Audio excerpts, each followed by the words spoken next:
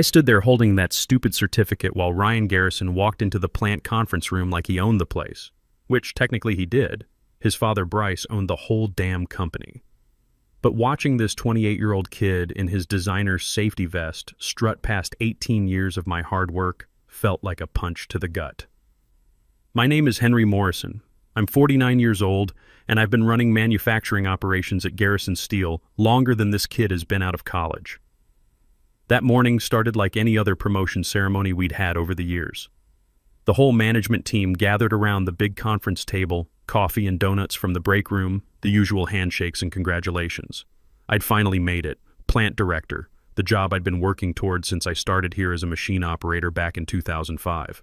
"Excuse me, everyone," Ryan announced, his voice cutting through our celebration like a saw blade hitting metal. "There's been a slight change to today's announcement." The room went dead quiet. I felt my certificate getting heavy in my hands. 18 years of 12-hour shifts, weekend emergency calls, and keeping this place running while others moved up the ladder had led to this moment. Now this kid was looking at me like I was some broken equipment he needed to replace. "After careful consideration," he continued, not even bothering to check his notes, "we've decided the plant director position requires additional strategic vision. Henry will be taking the senior advisor role instead." Senior advisor. That's corporate speak for "we're pushing you aside but don't want to deal with a lawsuit. Consider it a valuable transition period," Ryan added with that smug smile all MBA kids seem to master in business school. The weight of that certificate felt like it was going to pull my arms right off. Blood rushed to my face as the room blurred around me. Bryce wasn't even there, probably knew what his son was planning and didn't have the guts to face me himself. Jason Wright, my plant supervisor and closest ally, reached toward me, but I stepped back. I wouldn't give them the satisfaction of seeing me break down. "We'll still have the celebration lunch in the break room," Ryan said, checking his expensive watch. "Unfortunately, I have calls with our efficiency consultants in 15 minutes, so I'll miss it." Our efficiency consultants. The same analysis I'd spent 6 months putting together, showing how we could increase output by 23% while reducing operating costs. The same work Ryan was now claiming as his strategic vision. As people awkwardly shuffled out, their congratulations turning to whispered sympathies, something shifted inside me. The concrete floor beneath my steel-toed boots seemed to tilt as a clarity I'd never felt before washed over me. I didn't know it yet, but that moment of humiliation would be the catalyst for something Ryan never anticipated. Because while he had his father's name and that shiny MBA, I had something far more valuable. 18 years of knowing every bolt, pipe, and process in this plant. And he had just made the mistake of taking everything from someone who had nothing left to lose. I grew up in Youngstown, Ohio, where my father worked the steel mills before they shut down in the 80s. He taught me that you earn respect through work, not titles. "Son," he used to say while cleaning grease from his hands after a 16-hour shift, "anybody can talk a good game. But when the machines break down at 3 a.m., they don't call the guy with the fancy degree. They call the guy who knows how to fix things." My mother kept the books for Murphy's hardware store downtown and showed me how numbers tell stories if you know how to read them. She'd spread invoices across our kitchen table after dinner, explaining how a 2% cost increase in steel bolts could predict layoffs 6 months down the road. Neither of my parents prepared me for corporate politics, but both gave me the patience to play the long game. I joined Garrison Steel right out of Mahoning Valley Community College with a degree in industrial maintenance technology. The company was struggling with outdated equipment and safety issues that were costing them millions in downtime. Their main production line, 3 massive furnaces that could process 200 tons of steel per day, kept breaking down due to what management called random mechanical failures. My first assignment was analyzing why furnace number 2 kept shutting down unexpectedly. After 3 weeks of digging through maintenance logs and crawling around machinery that most engineers preferred to study from computer screens, I found the problem. A cooling system design flaw was causing thermal expansion stress in the main bearing assemblies. The random failures followed a predictable pattern based on ambient temperature and production load. My solution didn't just fix the immediate problem, it revolutionized how we approached preventive maintenance across the entire facility. We installed thermal monitoring sensors, adjusted cooling flow rates, and redesigned the maintenance schedule around actual stress indicators rather than arbitrary time intervals. The result saved Garrison Steel $2.8 million in my first year, mostly from eliminated downtime and extended equipment life. I kept solving problems nobody else could see. When our quality control numbers started slipping and we were losing contracts due to inconsistent steel composition, I identified a temperature variance of just 12 degrees Celsius in furnace number 3 that was affecting our carbon content ratios. When OSHA threatened to shut us down over safety violations, I redesigned our whole workflow to exceed federal standards while actually increasing productivity by 15%. Through it all, I stayed in my supervisor and manager roles while watching less qualified people climb past me. People like Derek Hamilton, who played golf with Bryce every Saturday and somehow became VP of sales, despite never meeting a production quota. People like Vincent Torres, who went to the same Northwestern University as 3 board members and landed a director position after 18 months with the company. People like Ryan Garrison, who showed up fresh from business school with theories about operational optimization and lean manufacturing synergies, but had never operated a piece of industrial equipment in his life. I told myself merit would eventually win. I was naive. The morning before my promotion turned into demotion, I'd received a call from Wesley Grant, our lead equipment specialist. Wesley had been with Garrison Steel for 22 years, starting as an apprentice welder and working his way up to become our most trusted technical expert. "Henry, we need to talk about furnace number 3, Wesley said, his voice carrying that particular tension that only came with serious mechanical problems. "I just finished the stress analysis you requested last month. We've got hairline fractures developing in the main structural supports, and they're propagating faster than our original calculations predicted." I pulled up the maintenance scheduling software on my computer, cross-referencing Wesley's findings with our production calendar. The numbers painted a grim picture. "How much time do we have?" I asked, though I suspected I already knew the answer. "Based on current stress progression and operational load, we're looking at 7 to 10 days maximum before we hit critical failure threshold. After that, it's not a matter of if, but when. And Henry..." Wesley's voice dropped lower. "When this thing goes, it's going to take the entire number 3 line with it. We're talking about a minimum $18 million hit, plus whatever OSHA fines us for the safety violations. 10 days. Not the comfortable 30-day maintenance window everyone assumed we had.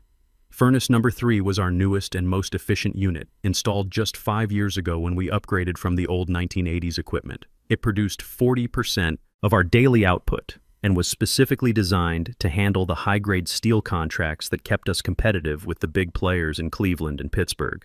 I need you to document everything," I told Wesley. "Stress measurements, fracture progression rates, recommended shutdown timeline, the whole analysis. We'll need it for the board presentation." "Already done," he replied. "Report sitting on my desk right now."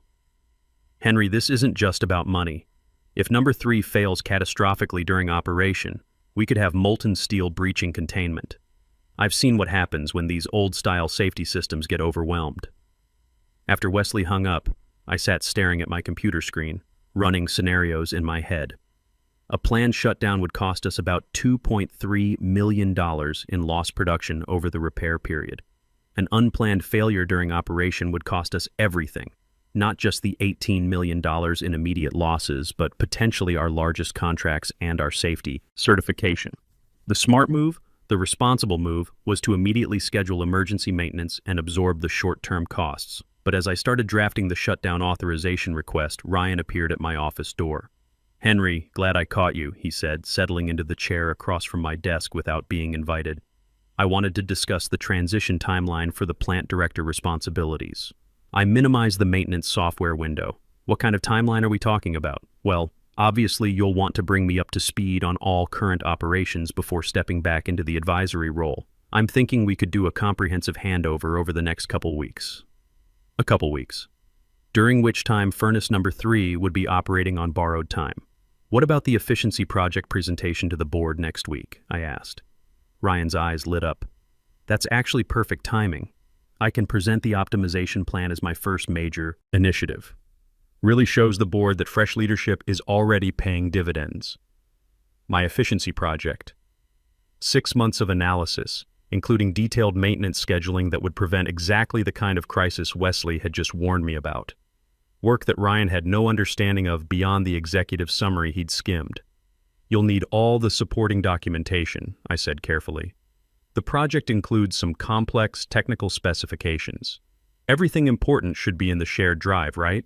I mean, that's standard protocol for project management. Most of it is there, I replied, which was technically true. The general efficiency recommendations, production targets, and cost projections were all in the shared system. But the critical maintenance data, Wesley's stress analysis, and the emergency repair timeline were still in my personal files, waiting to be integrated into the final presentation. Perfect, Ryan said, standing up.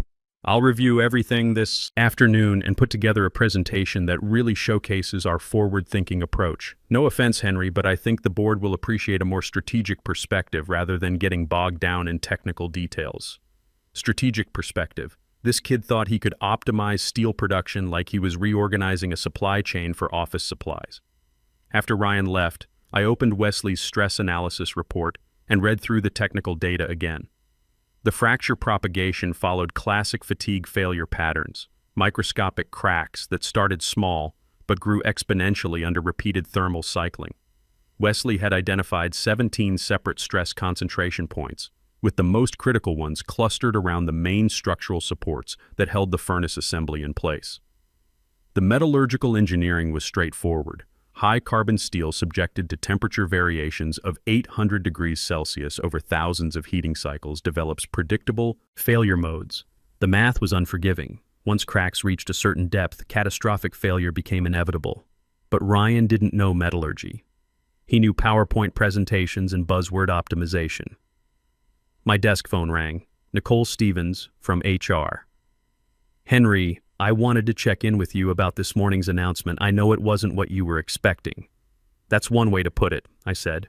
Look, I want you to know that several of us raised concerns about the transition timeline. Promoting someone to plant director without a proper handover period isn't standard practice. What did Bryce say? Nicole sighed. He said Ryan has been observing operations for 8 months and feels confident about taking on expanded responsibilities. The board apparently agrees that fresh leadership could accelerate our growth trajectory. 8 months of observation. Ryan had spent most of that time in air-conditioned conference rooms, occasionally taking tours of the plant floor while wearing a visitor's badge and staying well away from any actual machinery. Nicole, what do you know about Ryan's technical background? His MBA thesis was on operational efficiency in manufacturing environments. Northwestern apparently has a strong industrial management program. Theoretical efficiency based on case studies versus 18 years of hands-on experience troubleshooting equipment failures at 3 a.m. I could see how the board might find that comparison compelling. Has anyone discussed the transition of safety responsibilities? I asked. Plant director carries legal liability for OSHA compliance and emergency response procedures. A long pause. I'm sure that's part of the handover process Ryan mentioned. After hanging up, I walked down to the plant floor to clear my head. The afternoon shift was in full swing. Furnace number 1 and number 2 running at capacity, the familiar sounds of rolling mills and conveyor systems creating the industrial symphony I'd grown up around. Workers nodded. As I passed, men and women I'd known for years, people whose jobs depended on keeping this operation running safely and profitably. Tony Ricci, our union shop steward, approached me near the number 3 furnace control station. Henry, heard about this morning? That's a load of bullshit if you ask me. Just the way things go sometimes, Tony. Maybe, he said, lowering his voice. But the guys are talking. We know who really runs this place, and it ain't some college boy who's never worked a real day in his life. I looked around at the workers monitoring gauges, adjusting controls, maintaining the precise coordination that kept molten steel flowing safely through our systems. These people trusted me to make decisions that kept them employed and alive. Ryan's strategic vision didn't include understanding that responsibility. That evening, I stayed late, officially packing up my plant director office, but really trying to process what had happened and what I was going to do about it. The plant was quieter during the evening shift, with only essential personnel maintaining operations. Through my office window, I could see the glow from furnace number 3's monitoring station, where operators checked thermal readings every 30 minutes according to the safety protocols I'd helped establish. Around 8 p.m., my phone rang. Bryce Garrison himself. Henry, he said without preamble, his voice carrying that particular tone executives use when they want to sound both authoritative and sympathetic. I wanted to touch base about today's announcement. I know it wasn't what you were expecting. That's an understatement, I replied, setting down the box of technical manuals I'd been packing. Look, this wasn't personal. The board has been pushing for younger leadership across all our operations. Ryan has some innovative ideas about efficiency optimization that could really modernize our approach, and 18 years of operational experience doesn't factor into modernization? A long pause. Your experience is valuable, Henry. That's why we're keeping you in an advisory capacity. You'll still have input on major decisions. Advisory capacity. Translation. We'll ask your opinion when we remember you exist, but the real decisions will be made by people who learned manufacturing from textbooks. What about safety oversight? I asked. Plant director carries legal responsibility for OSHA compliance. Has Ryan been briefed on emergency response procedures? He'll be working closely with you during the transition. That's why the advisory role is so important. Working closely with me. Except he'd just spent 10 minutes in my office dismissing technical details as unnecessary complications. Bryce, I need to ask you something directly. Does Ryan understand the technical aspects of our operation? I'm not talking about efficiency metrics or production targets. I mean the actual engineering, thermodynamics, metallurgy, equipment maintenance schedules. Another pause, longer this time. He has a strong background in operational management. His thesis at Northwestern focused specifically on manufacturing optimization. That answered my question. Ryan knew theory. He'd never stood next to a furnace at 2,800 degrees Fahrenheit and felt the heat that could kill you in seconds if the safety systems failed. He'd never seen what happened when a bearing assembly disintegrated at 1,200 RPM, sending metal fragments like shrapnel through a production line. I understand, I said. Just want to make sure we're maintaining our safety standards during the transition. Of course, that's our top priority. Henry, I want you to know that your loyalty to this company hasn't gone unnoticed. There will be opportunities for advancement in your new role. After Bryce hung up, I sat in my darkened office, looking out at the plant floor. The evening shift supervisor, Maria Santos, was making her rounds, checking equipment status and coordinating with the furnace operators. Maria had started here 12 years ago as a quality control technician and worked her way up through pure competence and determination. She knew every process, every safety protocol, every warning sign that indicated potential problems. Under Ryan's optimization, people like Maria would probably be replaced by recent engineering graduates with computerized monitoring systems and theoretical knowledge about statistical process control. My computer chimed with an email notification. Ryan, sent to the entire management team. Subject, Efficiency Initiative. Kickoff team, effective immediately. I'll be spearheading our operational efficiency initiative. As discussed, this represents a strategic shift toward data-driven optimization and modernized management practices. I've reviewed the preliminary analysis and identified several areas for immediate improvement. 1. Streamline maintenance scheduling based on statistical models rather than outdated preventive protocols. 2. Reduced operational redundancies in safety monitoring systems. 3. Optimize staffing levels through automated quality control implementation. I'll be presenting the comprehensive plan to the board next week. Please update all project documentation in the shared drive by Friday.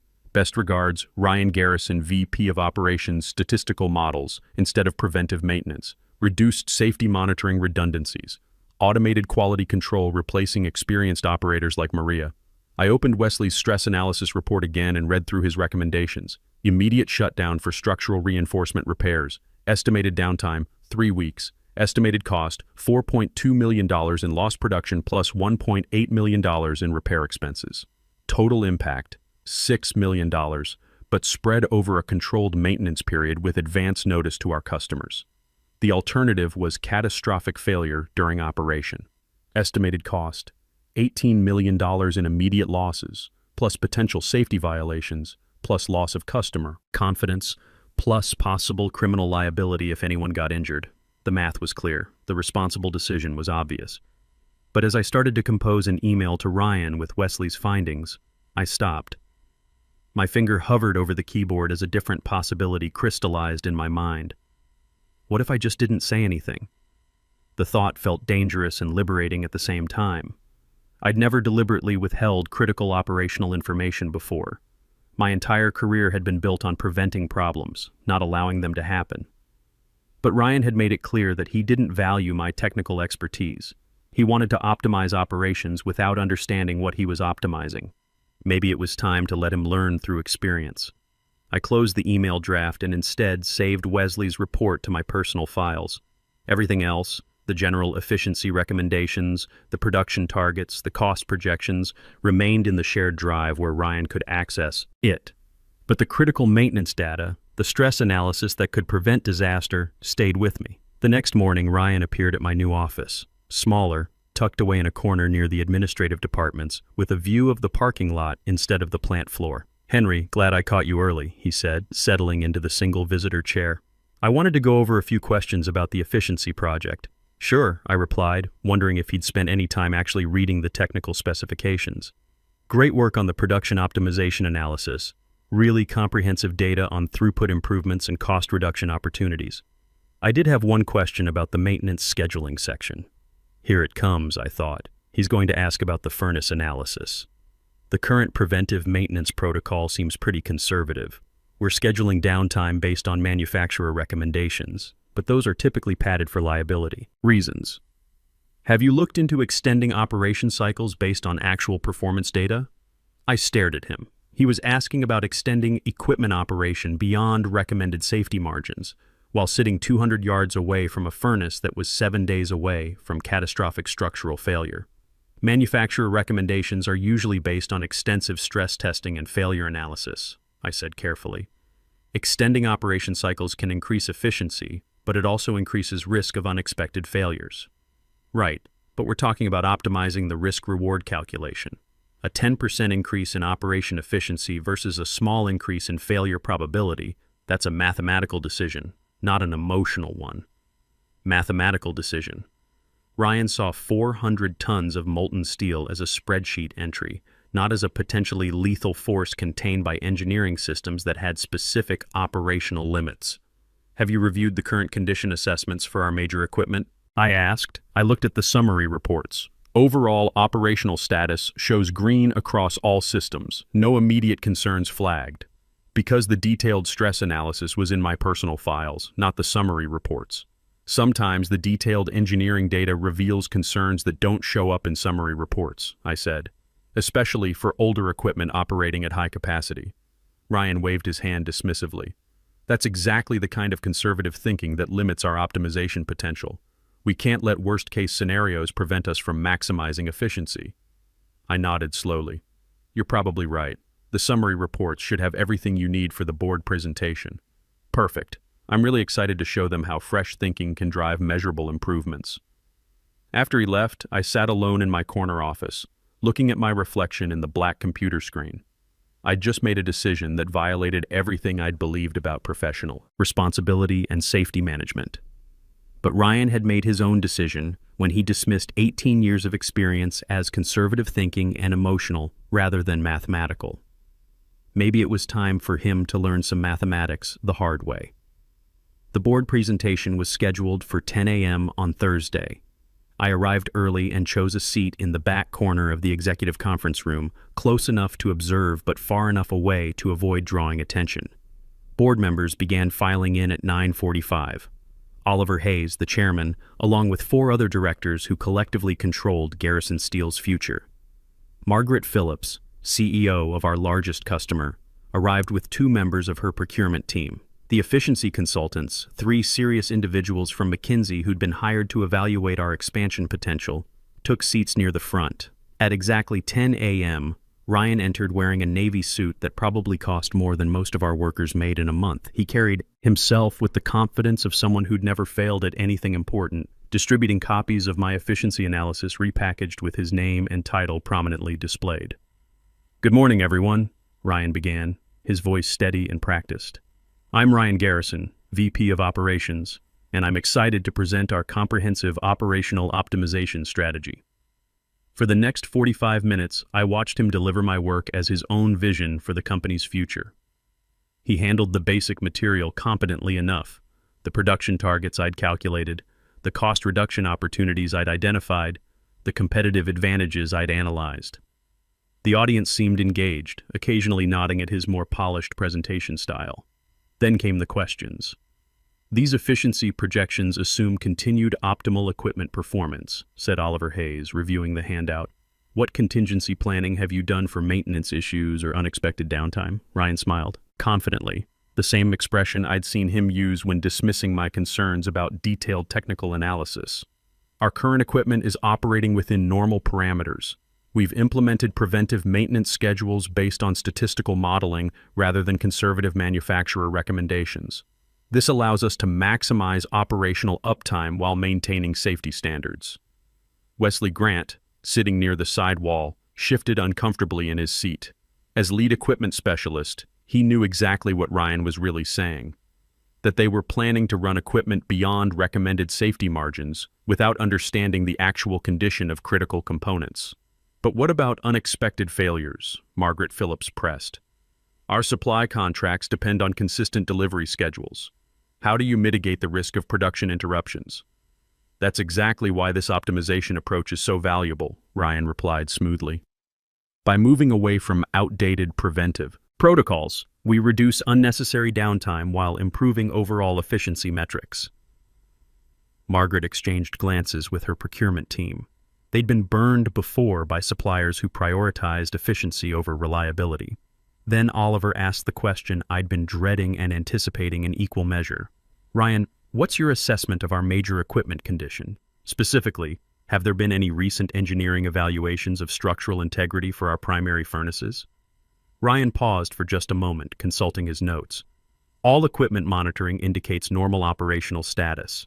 Our summary reports show no flagged concerns across any primary systems. Wesley started to raise his hand, then caught my eye from across the room. I gave him an almost imperceptible shake of the head. He slowly lowered his hand, understanding passing between us. Excellent, Oliver said. Then we can proceed with confidence in the expansion timeline.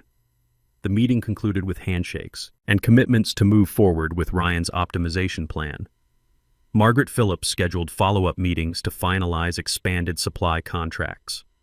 The McKinsey consultants agreed to recommend Garrison Steel for a major efficiency award that would bring national recognition and additional business opportunities. As everyone filed out, Oliver pulled Ryan aside for what appeared to be congratulatory conversation. Neither looked in my direction. I returned to my corner office and waited. On Friday afternoon at 2:47 p.m., the plant alarm sounded.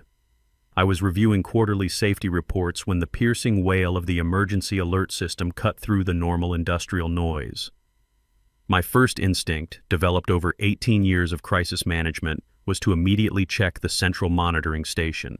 But I wasn't plant director anymore. That was Ryan's responsibility now. Through my office window, I could see workers evacuating the number 3 production line according to emergency protocols. The massive furnace assembly was shutting down automatically as thermal sensors detected the catastrophic failure Wesley had predicted. Molten steel was being diverted to emergency containment systems while structural alarms triggered facility-wide safety measures. My phone started ringing immediately. First Jason Wright, then Maria Santos, then workers throughout the plant who instinctively called me during emergencies despite the recent organizational changes. I let them all go to voicemail. 15 minutes later, Wesley appeared at my office door, his face grim with exhaustion and vindication. Furnace number 3 main support structure failed at 2:43 p.m., he reported with professional calm. Catastrophic bearing failure led to thermal containment breach. Emergency systems activated successfully. No injuries, but the entire production line is offline. How bad? I asked, though I already knew. Complete structural rebuild required. Minimum 8 weeks downtime, possibly longer, depending on what we find when we tear it apart. Conservative estimate, $22 million in lost production, plus $6 million in repair costs, plus whatever penalties we pay for contract violations. $28 million total. Even worse than our worst-case projections, because the failure had damaged secondary systems that wouldn't have been affected by a controlled shutdown. Wesley, I said quietly, where's Ryan? Emergency management trailer with the OSHA investigators. He's been asking for you for the last hour, but nobody knew where you were. I walked down to the plant floor, where Ryan was standing outside the number 3 containment area, wearing a borrowed hard hat and the expression of someone whose world had just collapsed. Oliver Hayes stood beside him, no longer looking like a congratulatory board chairman. When Ryan saw me approaching, relief flooded his face. Henry, thank God. We need your expertise here. The OSHA investigators want to understand our maintenance protocols and failure analysis procedures. What would you like to know? I asked calmly. Everything. When was the last structural inspection? What was the condition assessment? Were there any warning signs we missed? I pulled out my phone and called up Wesley's stress analysis report, the one that had been sitting in my personal files for the past week. Wesley completed a comprehensive structural evaluation last Monday, I said, handing Ryan the phone. Detailed fracture analysis, failure timeline predictions, recommended shutdown schedule. Everything you need is documented. Ryan's face went white as he read Wesley's findings. 7 days maximum before critical failure, immediate shutdown required. Estimated repair cost if addressed proactively, $6 million. Actual cost after catastrophic failure, $28 million. Why wasn't this information in the shared drive? Oliver demanded. It was submitted during the transition period, I replied. Ryan indicated that summary reports contained all necessary information for operational decision-making. The OSHA investigator, a stern woman named Linda Carter who'd been taking notes throughout our conversation, looked up from her clipboard. Mr. Morrison, in your professional opinion, could this failure have been prevented with proper maintenance protocols? Absolutely, I said. The stress analysis clearly identified the failure timeline and repair requirements. And this analysis was available to operational management? It was available to me as the former plant director. The new management structure prioritized efficiency optimization over detailed technical analysis. 6 months later, I was sitting in my new office as plant director of Garrison Steel, a position I'd regained after Oliver Hayes personally requested that the board restore me to operational leadership. Ryan had quietly resigned to pursue other opportunities, which turned out to be a consulting position with a firm that specialized in theoretical manufacturing optimization for companies he'd never have to visit. The number 3 furnace was running better than ever, equipped with the most advanced monitoring systems available and operated according to maintenance schedules that balanced efficiency with safety. Our contracts with Margaret Phillips had been renewed and expanded, based largely on her confidence in our restored operational leadership. Wesley knocked on my office door, carrying the monthly equipment status reports that had become our new standard for preventive maintenance. Everything looks good, Henry. All systems operating within optimal parameters, maintenance schedules on track, no developing issues flagged. Excellent work, Wesley. How's the new monitoring system performing? Like having X-ray vision into our equipment. We can predict problems months in advance instead of days. As Wesley left, I looked out my window at the plant floor, where Maria Santos was training a new group of operators on quality control procedures. Tony Ricci was coordinating with the afternoon shift supervisors, ensuring that production targets were met without compromising safety standards. The union had negotiated improved safety protocols and training programs as part of the post-accident settlement. Worker morale was higher than it had been in years, largely because everyone understood that operational decisions were being made by people who actually understood operations. My computer chimed with an email from Margaret Phillips. Henry, our board has approved the new 5-year supply contract. Your team's reliability and professionalism made this an easy decision. Looking forward to continued partnership. People often think revenge requires elaborate schemes or dramatic confrontations. But I'd discovered its most powerful form, allowing incompetence to reveal itself while being prepared to pick up the pieces. The most devastating response to someone who dismisses your expertise isn't proving them wrong, it's letting them prove it themselves. When someone takes something you've earned through years of hard work, the best revenge isn't destroying them. It's building something they could never destroy, and letting them watch from wherever their arrogance eventually lands them. Sometimes the machine teaches its own lessons. You just have to be patient enough to let it happen. Real power in the workplace doesn't come from titles or connections. It comes from knowing your craft so well that when crisis hits, everyone turns to you for answers. The greatest revenge against someone who undervalues your experience is simply outlasting their arrogance and being there to rebuild what they destroyed.